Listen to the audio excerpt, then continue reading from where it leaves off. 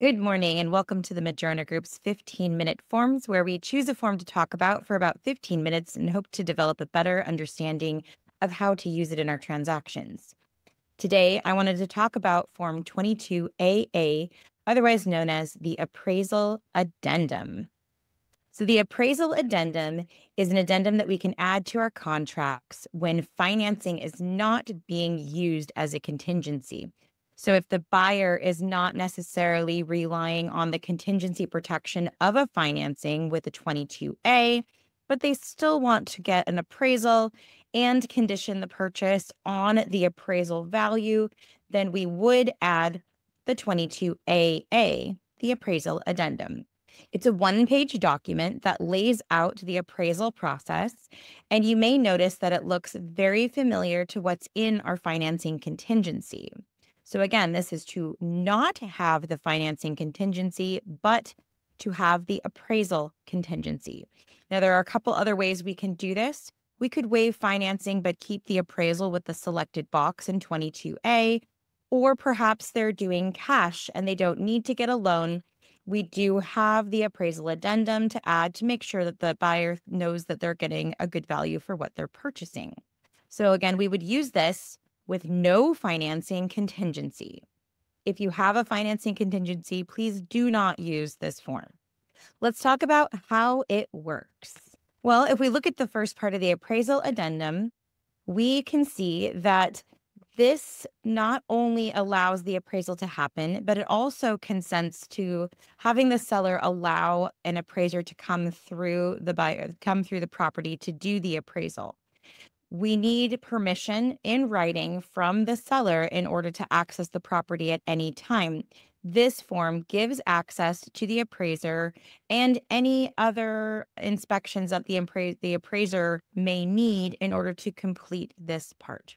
Now, it also gives the protection of the low appraisal, which is the reason for this form.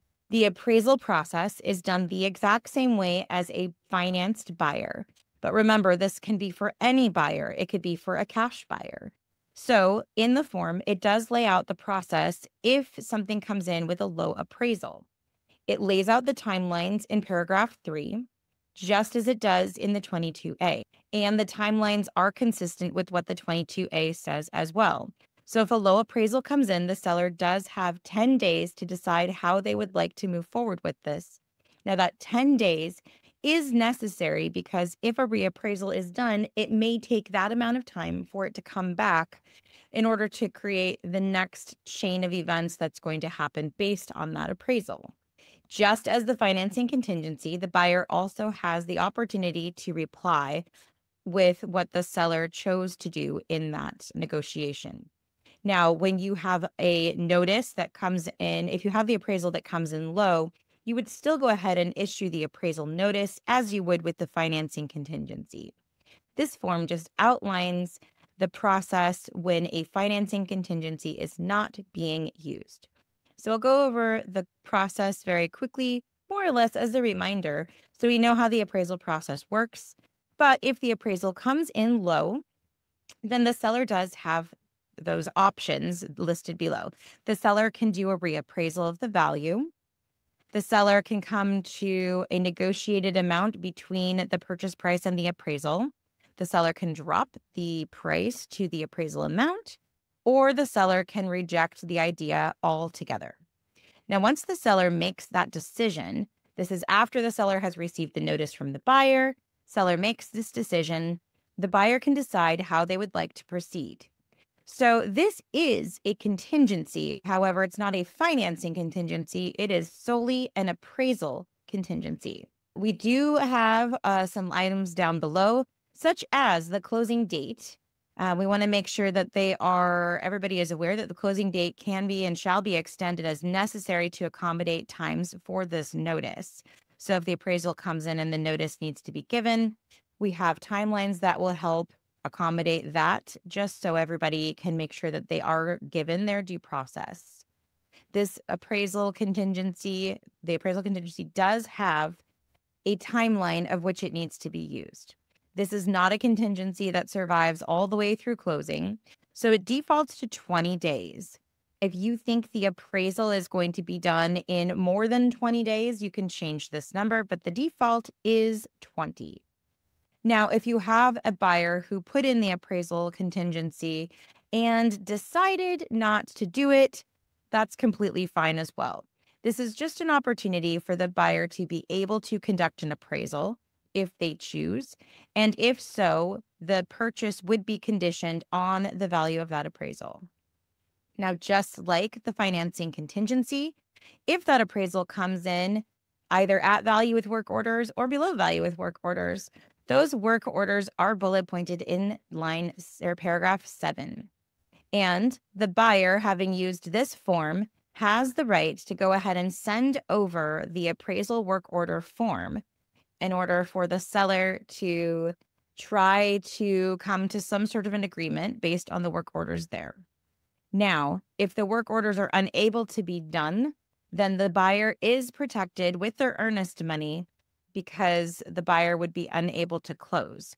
So keep in mind this form, although it is not a financing contingency, it is an appraisal contingency. And with all contingencies, the buyer does have rights to get out based on the good faith and the use of their forms. So what are the benefits of putting in an appraisal addendum versus a financing addendum?